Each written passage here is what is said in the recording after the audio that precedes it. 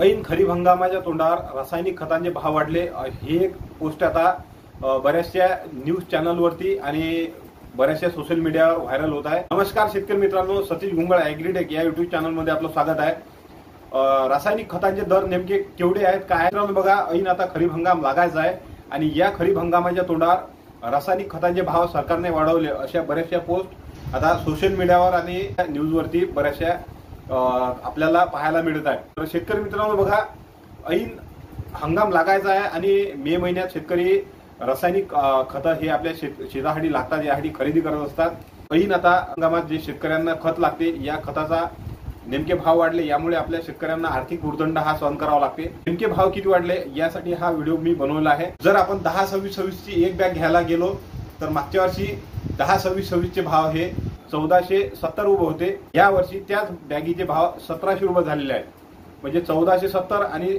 यावर्षी 1700 रुपये, म्हणजे जवळपास 230 रुपयाचा फरक पडलेला आहे। जर आपण 24-24-0 हे जर बॅग घ्यायला गेलो तर आपल्याला ही 1700 घ्यावं लागते। मागील वर्षी हेच बॅग 1550 ला होती, म्हणजे जवळपास 150 रुपये भाव वाढ झालेली आहे। आता जर 20-20-0-13 जर आपल्याला ही बॅग जर आपल्याला घ्यायचे काम पडलं तर मागच्या वर्षी 1250 रुपयाला मिळत होती, तीच बॅग यावर्षी आपल्याला 1450 ला मिळते, म्हणजे 200 रुपये बॅगीचा फरक आहे।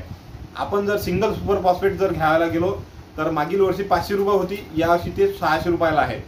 तर हा भाव फरक आहे। डीएपी मध्ये भाव वाढलेले आहेत। तर याचं कारण असं आहे की आंतरराष्ट्रीय बाजारपेठेमध्ये रासायनिक खतांमध्ये भाव वाढ झालेली आहे, त्यामुळे आता सरकारला आपल्या भारतामध्ये या रासायनिक खतांचे भाव वाढलेले आहेत।